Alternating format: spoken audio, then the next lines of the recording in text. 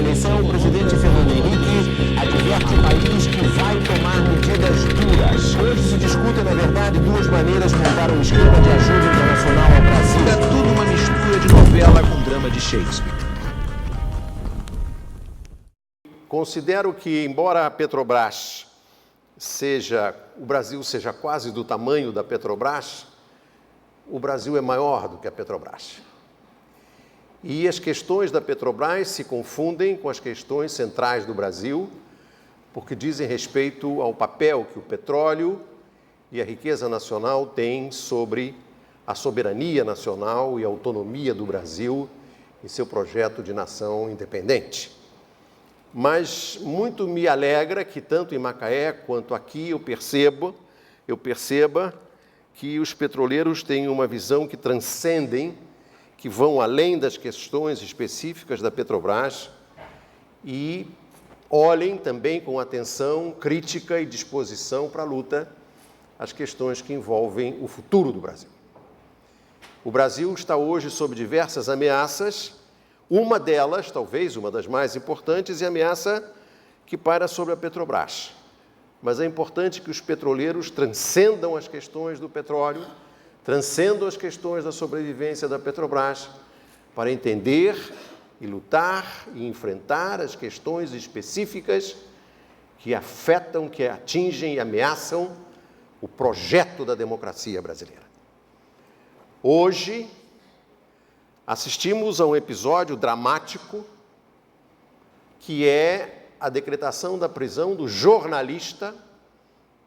É bom ficar muito claro, João Santana é um jornalista que se tornou marqueteiro, mas João Santana foi repórter sob as minhas ordens quando eu era o editor-chefe do Jornal do Brasil, no tempo em que o Jornal do Brasil era, sem nenhuma dúvida, o melhor jornal do Brasil. João Santana fazia parte da equipe que eu montei em Brasília, ele era um dos melhores repórteres e eu concedo a João Santana, como todos os brasileiros, inclusive todos os juízes devem conceder a João Santana a presunção da inocência, que é um dos primados do regime democrático. Para mim,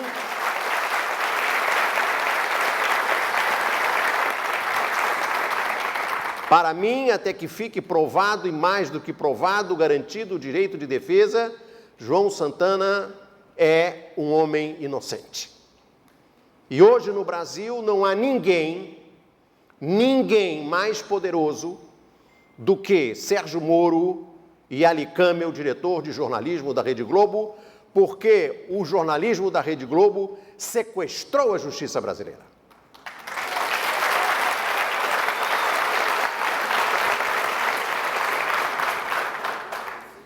A justiça brasileira hoje é refém do que dirá a Globo, é refém do que dirá o Jornal Nacional, e hoje juízes em todo o país decidem com medo da Globo, com a faca da Globo no pescoço. Vamos falar claro. A Lava Jato é conduzida pela Globo.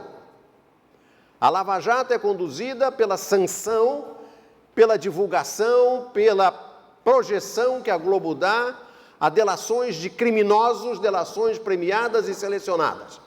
E é assim que está sendo feita a justiça no Brasil. E hoje, ninguém aqui nessa sala, em nenhum canto do Brasil, pode garantir que amanhã de manhã não será acordado com uma ordem de prisão baseada numa delação de um criminoso. Porque ninguém aqui nessa sala merece a presunção de inocência. Além do mais, só nos regimes totalitários a polícia não tem chefe. Polícia sem chefe é coisa de ditadura. É quando o DOPS sai na rua do Sérgio Fleury e prende quem quer. Numa democracia, a Polícia Federal não tem autonomia, não. Tem autonomia funcional, mas não tem autonomia política. E este governo da Dilma deu autonomia política à Polícia Federal, que governa o Brasil com o juiz Moro e com os procuradores que também não dão satisfação a ninguém. Ninguém é inocente no Brasil. Ninguém. Ninguém está livre do julgamento parcial, provisório e, porém, definitivo do juiz Sérgio Moro e do jornalista que dirige a Rede Globo de televisão. Eles dois mandam no Brasil.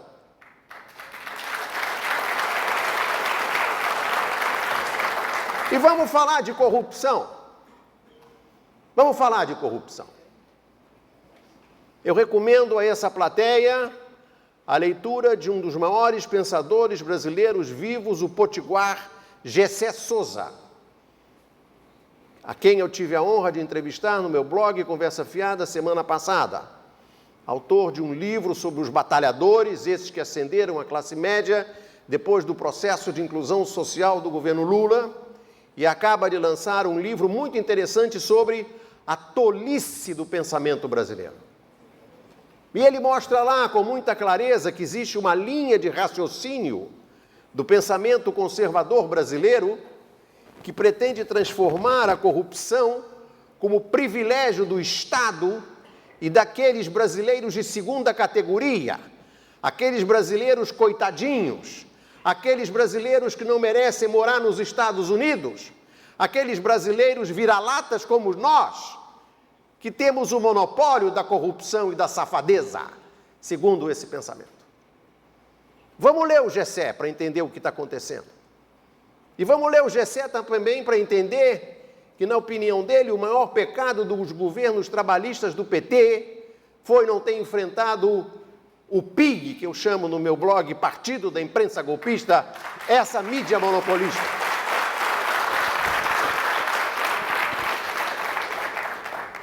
Porque o PT não conseguiu criar uma linguagem, uma alternativa, um discurso diferente para enfrentar o discurso do Moro e do Ali Câmara. O Congresso não basta. Os blogs não bastam. Vem uma corrente de pensamento hegemônica, majoritária, que é incontrastável e que não mereceu dos governos petistas nenhuma articulação para se firmar e consolidar para poder enfrentar essa avalanche antidemocrática. Nós vivemos num regime de perseguição política, vivemos num regime de caças bruxas. É um regime comparável às caças bruxas que houve no regime militar, ao macartismo nos Estados Unidos. Precisamos ter a coragem de diagnosticar isso com toda clareza e mostrar aos movimentos sindicais, como os petroleiros, que além da Petrobras há que se defender a democracia. E defender a democracia é a presunção de inocência. Isso é um atributo da democracia desde os ingleses da Magna Carta. E aqui foi rasgado, porque o Zé Dirceu está preso porque ele não pode ser solto, para não desmoralizar a justiça de Curitiba. Por isso que o Dirceu não pode sair.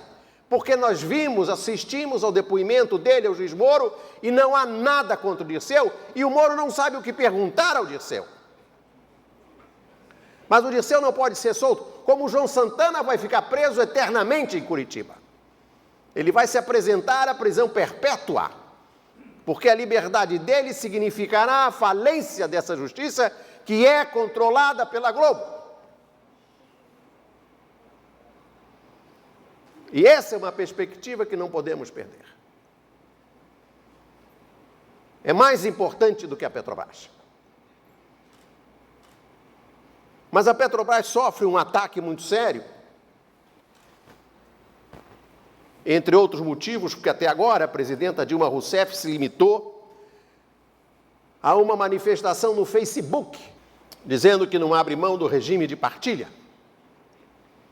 Eu entrevistei o Lindenberg Farias outro dia no meu blog e perguntei: senador, o senhor que defende a Petrobras no plenário do Senado, qual é a posição do governo? Ele disse: não sei.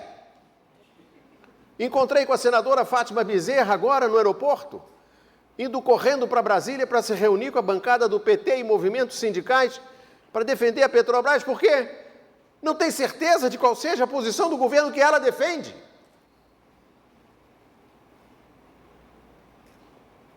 Ela quer ou não quer o regime de partilha?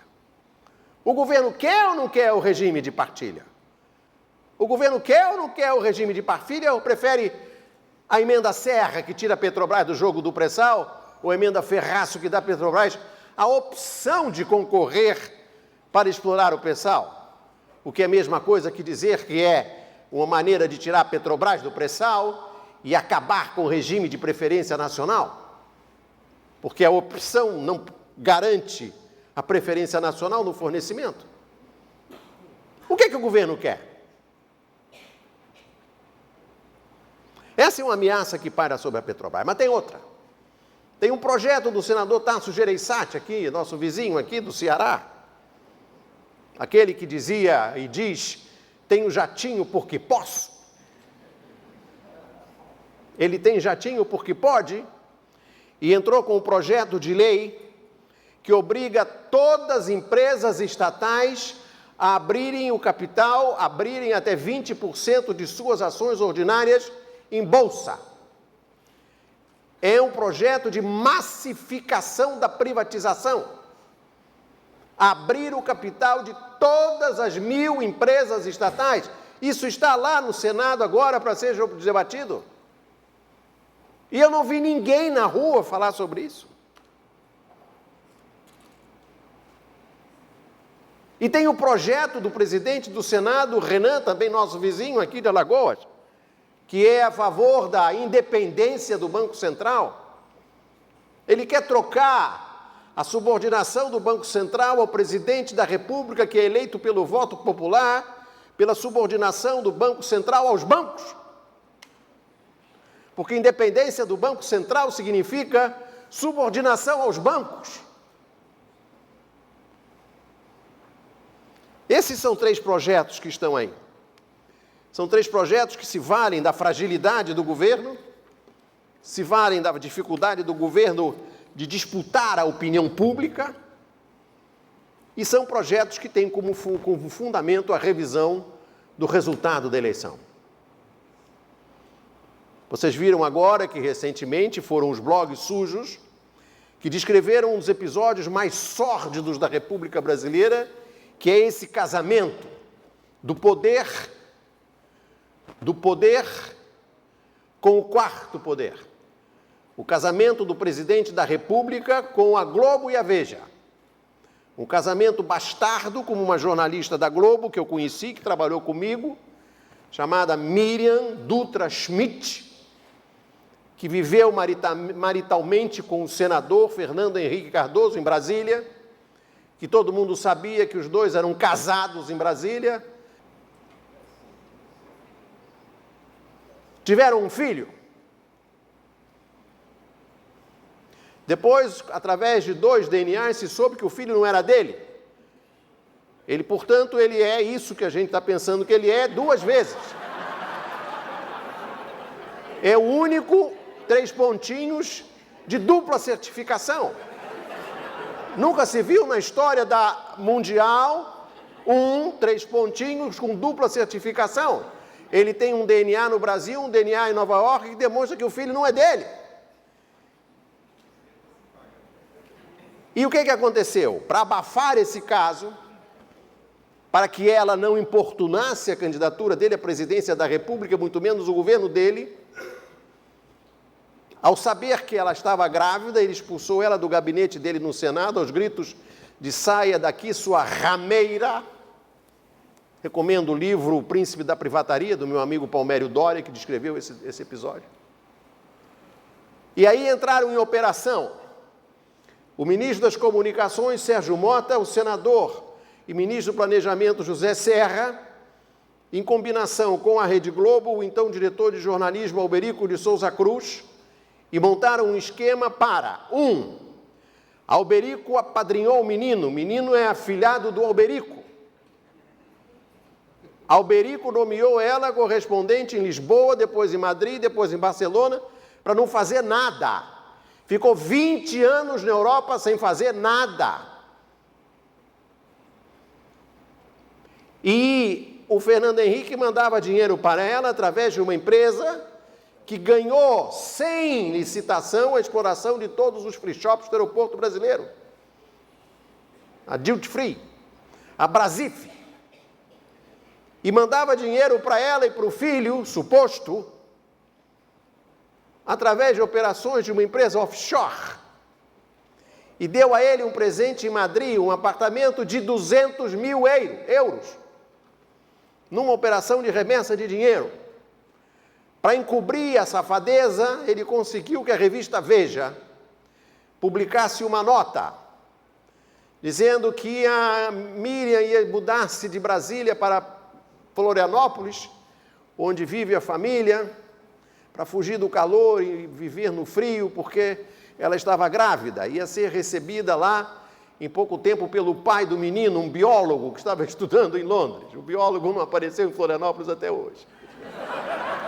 O biólogo perdeu o voo.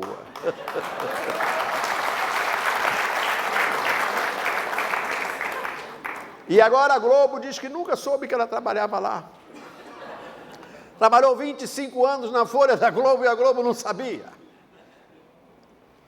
A Globo rompeu o contrato com ela, algum idiota do departamento de RH rompeu o contrato em setembro, um cretino.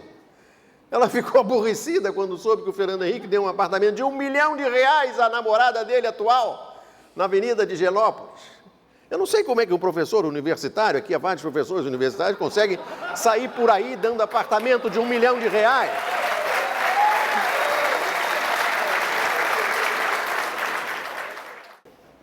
E aí ela resolveu chutar o balde. E houve um esforço terrível na imprensa brasileira, no PIG, para abafar o caso. E quem desvendou o caso foram os blogs sujos. Assim como os blogs sujos desvendaram outro caso. O juiz Moro, que pretende prender o Lula, está mais ou menos óbvio há algum tempo que o objetivo da Operação Lava Jato é prender o Lula, de preferência humilhando o Lula, de preferência algemando o Lula a tempo de pegar o Jornal Nacional. Esse parece ser o caminho inevitável da Lava Jato. A Lava Jato resolveu investigar todos os moradores de um prédio no Guarujá, em que os compradores são bancários aposentados de um edifício construído pela cooperativa dos bancários, a Bancop. Isso tudo para pegar um triplex do Lula, que o Lula não comprou. O Lula não comprou. Ele queria comprar, mas não comprou. O fato é que ele não comprou. Aí, por acaso, ao lado do triplex do Lula tem um outro triplex. E descobriram que ao lado do triplex do Lula tem um triplex de uma empresa panamenha, que cria empresas no exterior para lavar dinheiro.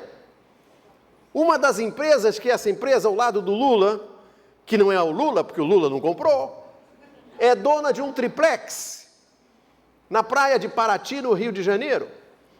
Um triplex de 1.000 metros quadrados de área construída, transformado numa praia particular, não se chega nem de barco, nem de carro, que é o triplex dos filhos do Roberto Marinho.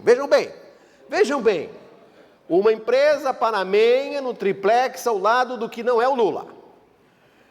Lava dinheiro para uma empresa que é dona de um triplex da família Marinho, que explora uma área de proteção ambiental, que destruiu o meio ambiente, transformou uma praia numa praia particular. Você não chega lá de carro, não chega lá a pé e não chega de barco, só chega de helicóptero. Tem guardas pessoais de segurança da família Marinho nessa praia em Paraty. E ele está preocupado com o triplex que não é do Lula. E quem descreveu esse processo de construção, exploração e certificação do triplex da família Marinho foi um blog, o Fernando Brito, do Tijolaço, que entrou, fez uma visita virtual, porque o arquiteto, o senhor Con, lá de São Paulo, botou na internet as instalações internas do pequeno triplex dos filhos do Roberto Marinho. Tem playground, piscina na beira da praia, ancoradouro, trapiche, tudo próprio, pessoal, numa praia pública. Nem na Cuba do Batista era assim, quando o Fidel Castro derrubou todas as grades que separavam as praias das casas dos ricos em Havana. Os marinhos têm. E o que vai acontecer com o triplex dos marinhos? Apesar de tudo que o blog sujo fizeram.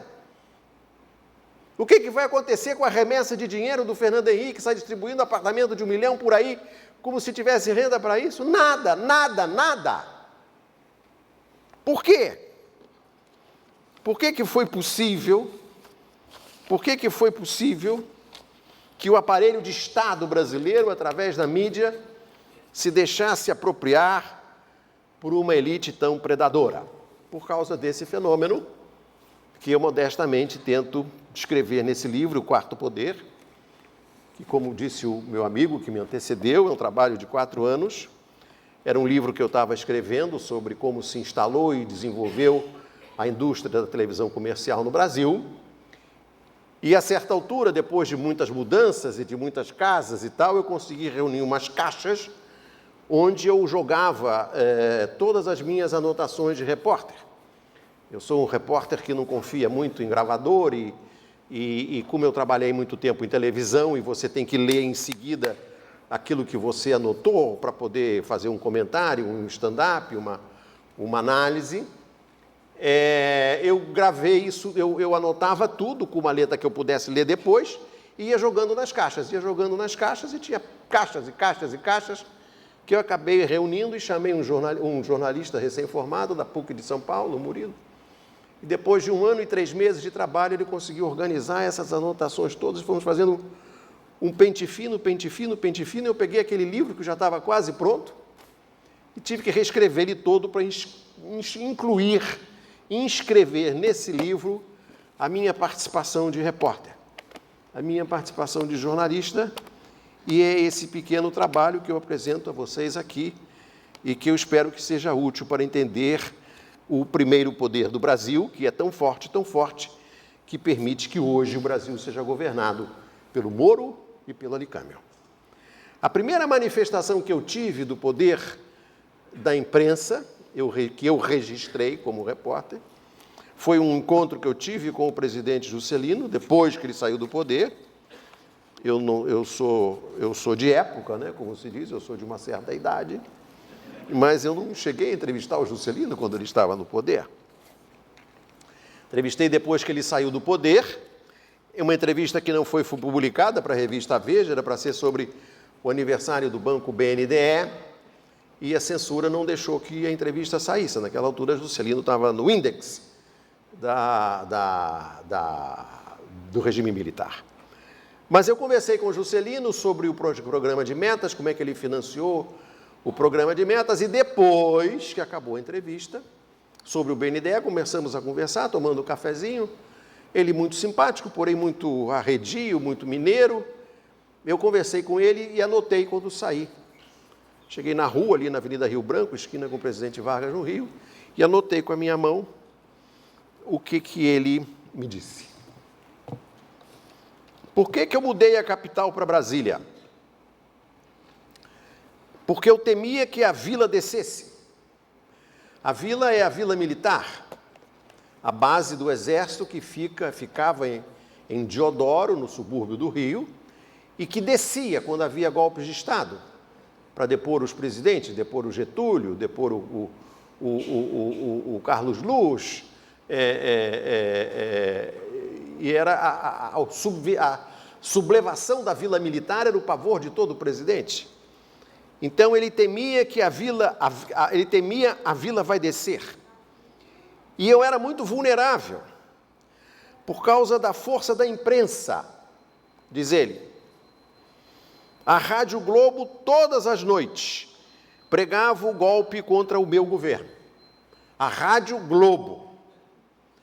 Ele saía da área de despacho do Palácio do Catete, no Rio de Janeiro, se deslocava para a área residencial, e lá, na área residencial, ele ligava a Rádio Globo e ouvia um locutor chamado Raul Brunini, que dizia: "E com vocês o maior orador do Brasil, Carlos Frederico Werneck de Lacerda", e todas as noites o Lacerda pregava o golpe contra o meu governo.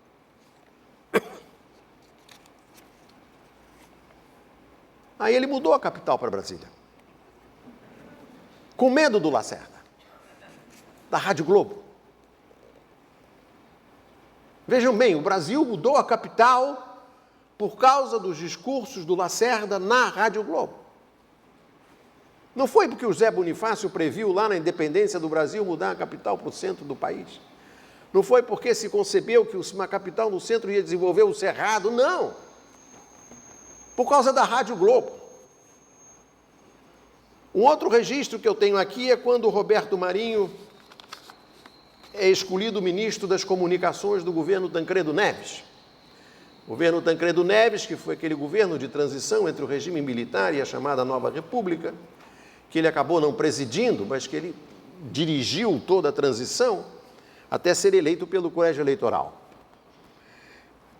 Quando se soube que o Antônio Carlos seria o ministro das Comunicações, Ulisses Guimarães disse ao Tancredo: hoje o PMDB rompe com você.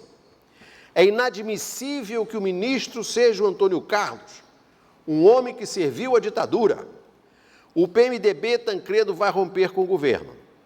Aí o Tancredo bateu na perna do Ulisses e disse: olha, Ulisses, eu brigo com o Papa, eu brigo com a Igreja Católica, eu brigo com o PMDB, eu brigo com todo mundo, só não brigo com o doutor Roberto Marinho. Se reuniu com Tancredo e com Antônio Carlos Magalhães para sacramentar a escolha de Antônio Carlos Magalhães, ministro das Comunicações. Aí o Tancredo se virou para o Roberto Marinho e disse: Roberto, eu acho que você deveria anunciar que Antônio Carlos vai ser o ministro das Comunicações. Aí o Roberto Marinho, que era mais esperto que eles dois, disse: não, Tancredo, quem tem que anunciar é você. Não podemos diminuir Antônio Carlos. Depois teve o governo, antes disso, teve o governo Sarney. Com o governo Sarney eu tive uma experiência muito interessante. O ministro da Fazenda era o Bresser Pereira, o Sarney mandou o Bresser embora, era uma escolha do PMDB de São Paulo, ele não tinha substituto, ficou tocando o ministério o Maílson da Nóbrega, que era um funcionário subalterno, secretário executivo do Ministério da Fazenda, recém-chegado do escritório do Banco do Brasil em Londres, ele é funcionário do Banco do Brasil. E o Maílson estava lá tocando o barco como podia, e aí um dia eu era editor de economia da Globo, fui a Brasília entrevistar o Maílson, afinal quem é o homem que está governando a fazenda do país. Fiz uma entrevista com o Maílson sobre diversos tópicos da pauta, e aí, por acaso, o Sarney assistiu essa entrevista do Palácio da Alvorada à noite, foi para o Jornal da Globo. No dia seguinte de manhã, o Maílson recebe um telefonema do presidente da República dizendo: Maílson, vá à sede da Globo aí em Brasília, aqui em Brasília. Maílson foi, tinha um contínuo à espera dele na porta, encaminhou ele ao gabinete do Dr. Roberto, o gabinete do Dr. Roberto em Brasília. O Dr. Roberto sabatinou por 1h30, ele não entendeu nada, pegou o carro oficial, voltou para o ministério, naquela altura não tinha celular, não tinha WhatsApp, não tinha nada. Quando ele chega no gabinete dele, a secretária se vira: parabéns, ministro. Como assim? O Jornal Nacional já disse que o senhor é ministro. O Jornal Nacional nomeou o Maílson. Aí eu fui entrevistar o grande amigo do Roberto Marinho. O grande amigo do Roberto Marinho é um dos confidentes do Roberto Marinho, conviveu com o Roberto Marinho, escreveu artigos para o Roberto Marinho e topou conversar comigo desde que eu não o identificasse. Não podia tirar fotografia, não podia gravar, mas podia anotar na frente dele, mas não podia identificá-lo até que ele morresse. Como ele era amigo do Roberto e está com o pé na cova, é breve, na segunda edição eu acho que eu já vou poder dizer quem é ele. Por enquanto eu não posso dizer. Mas aí eu perguntei para ele: pode-se dizer que o Roberto Marinho co-governou o Brasil no governo Sarney? Co-governou, não. Ele governou o Brasil e ele tinha consciência absoluta desse poder. Mas ele não procurava dissimular, não se sentia encabulado? Não, ele reagia a isso com a maior naturalidade. Era o que tinha que ser. Era assim porque era. Ele tinha a TV Globo, ele tinha o Globo, e eles mandavam no Brasil. E o Sarney sabia disso. O Sarney não resistia a isso.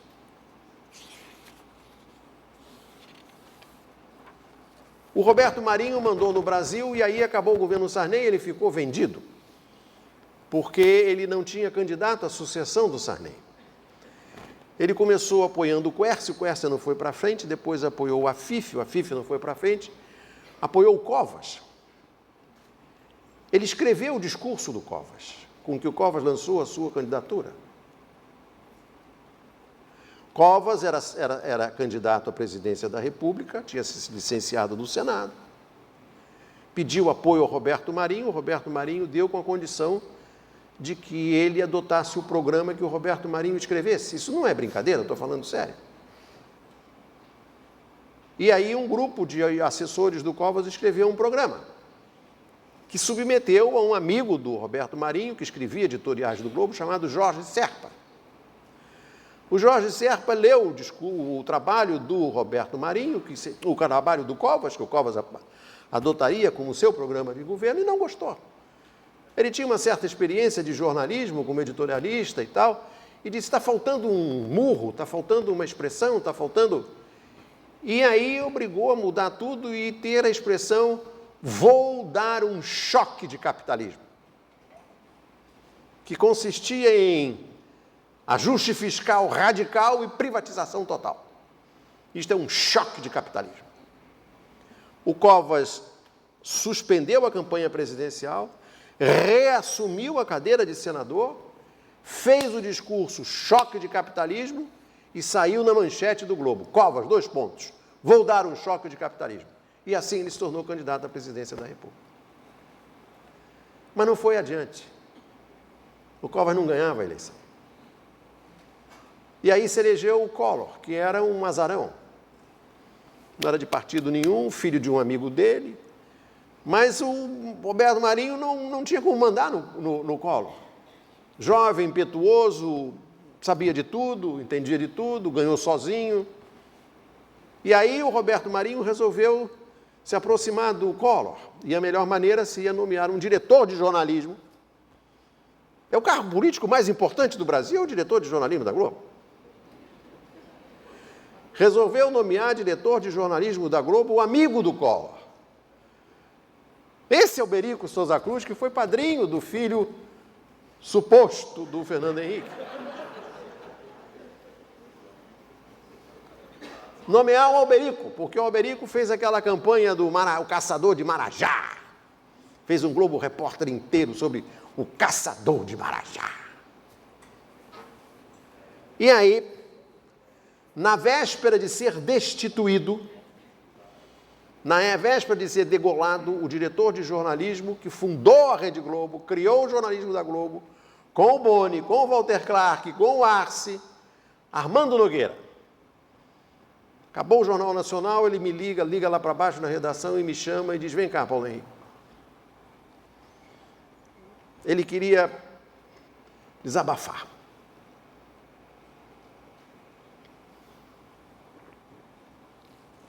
Na véspera de cair. Há um complô do Dr. Roberto, do Roberto Irineu, do Jorge Serpa e do Alberico para me derrubar e colocar aqui alguém aliado do Collor. Ele sabia da conspiração em marcha. E aí me falou muito sobre a experiência dele de dirigir o jornalismo da Globo. E tem um capítulo aqui que eu reproduzo com a minha letra, porque acabou a conversa com o Armando, eu fui para casa, peguei umas folhas de papel ao maço e anotei com a minha letra, perfeitamente legível. E ele deu 3 instruções básicas ao Armando Nogueira para dirigir o Jornal Nacional. 3 instruções. Tenho ordens do Dr. Roberto que são verdadeiras epígrafes de livro, disse o Armando. Mal sabia ele que eu ia usar como epígrafes do meu livro. Segunda ordem, do Roberto Marinho, o diretor de jornalismo da Globo. Não quero preto nem desdentado no Jornal Nacional.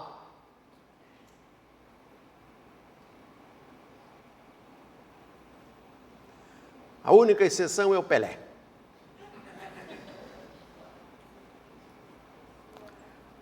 Terceira ordem. Se o Brizola se jogar debaixo de um trem para salvar uma criança, se a criança se salvar e se ele, Brizola, morrer, mesmo assim, você tem que me consultar para saber se pode ou não dar o nome do Brizola no Jornal Nacional. Se você substituir Brizola por Lula ou por Dilma, essa ordem continua em vigor. E agora a ordem número 1, a mais importante, a súmula do pensamento do Roberto Marinho e a súmula do pensamento desse PIG que nos governa. O Roberto Marinho não se referia à Globo, à TV Globo. Ele falava o Globo, porque para ele a organização era o jornal, onde ele começou, o Globo. E ele disse, Armando, o Globo é o que é, mais pelo que não deu do que pelo que deu. Isso é genial. Nem o cidadão Kane, do Orson Welles, formulou isso com tanta precisão, com tanta concisão e com tanta clareza. O papel do PIG é censurar, é impedir, interditar, não deixar ter preto, desdentado, pobre, miserável,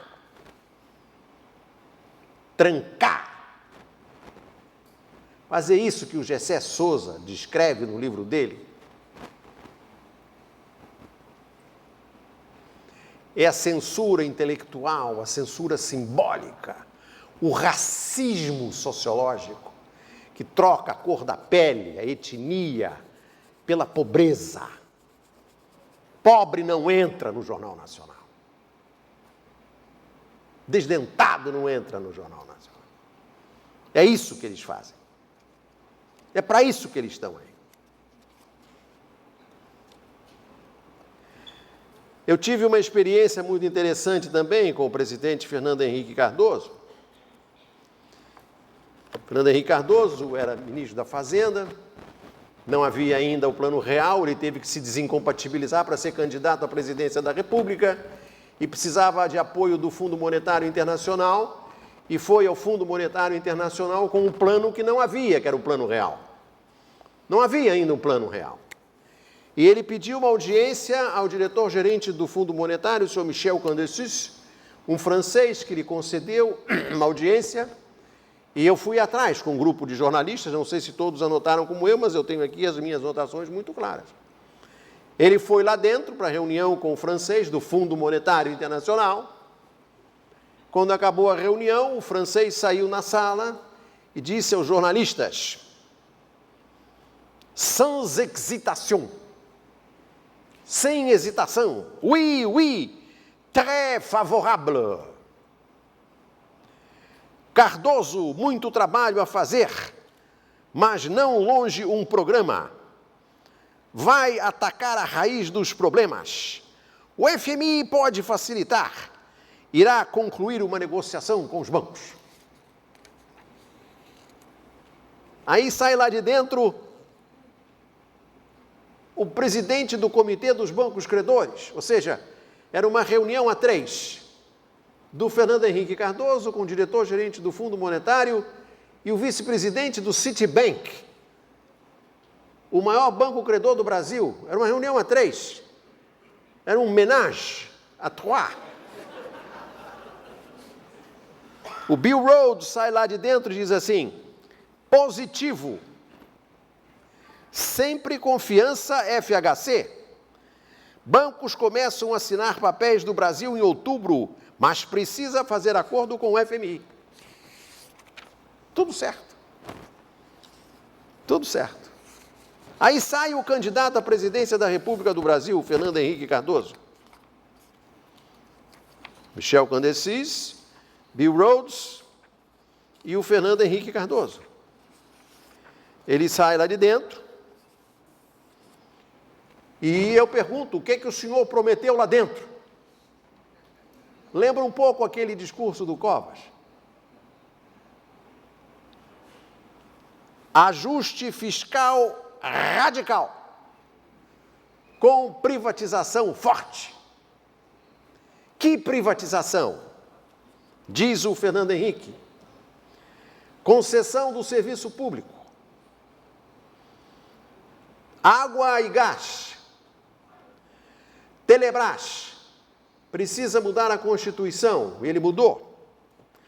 Vale do Rio Doce. Fica para depois. Não ficou para depois. Vendeu antes.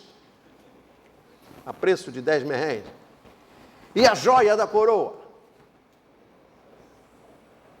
A Petrobras. Fernando Henrique vendeu a Petrobras antes de ser candidato a presidente da República. Ele não era candidato ainda, não havia plano real, ele já tinha entregue a Petrobras ao Fundo Monetário e aos bancos credores.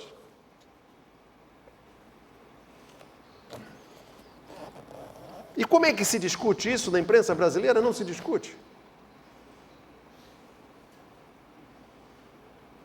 E eu termino o meu livro com um episódio de uma conversa que eu tive com o presidente Lula. O presidente Lula se preparava para começar a campanha presidencial do segundo turno da eleição de 2006. Ele tinha perdido o primeiro turno porque a Globo levou a eleição para o segundo turno. Como vocês sabem, em meu blog Conversa Fiada, e a segunda edição do meu livro contará breve com o depoimento do Daniel Dantas, que conhece esse episódio muito bem.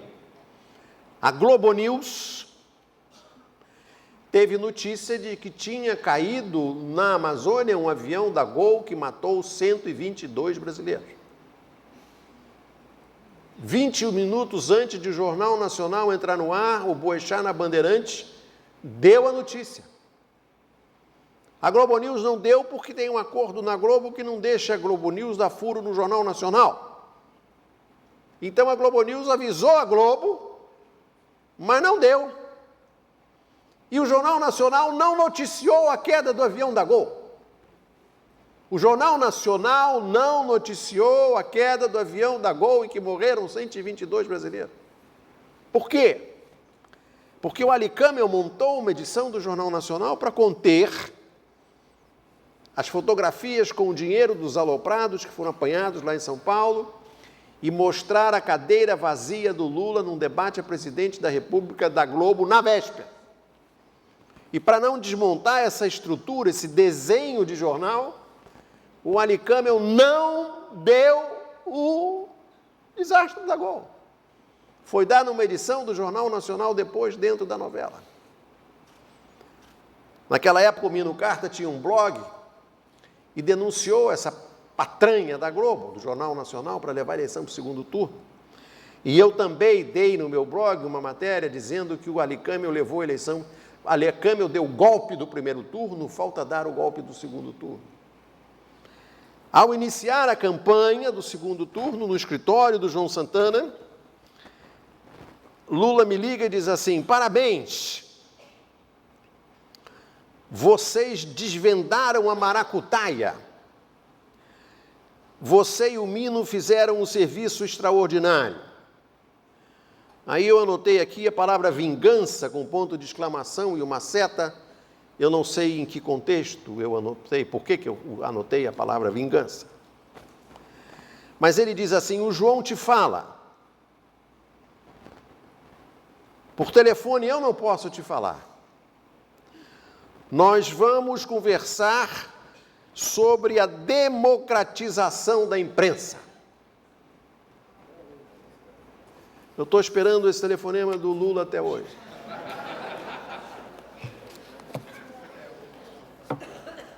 Quando Lula foi eleito em 2002, a primeira coisa que ele fez foi ancorar o Jornal Nacional sentado ao lado da Fátima Bernardes, que naquela época ainda não vendia presunto. Aí veio que ela vendia presunto, a gente pensava que era notícia. A Dilma foi eleita, a primeira coisa que ela fez foi sentar com a Ana Maria Braga e fazer uma omelete que não deu certo. Estão pagando o preço. E o Brizola, quando se candidatava à presidência da República, ele dizia na campanha na televisão: quando eu sentar naquela cadeira, a primeira coisa que farei na manhã do primeiro dia será questionar aquele monopólio. E por isso não foi eleito presidente da República. Muito obrigado.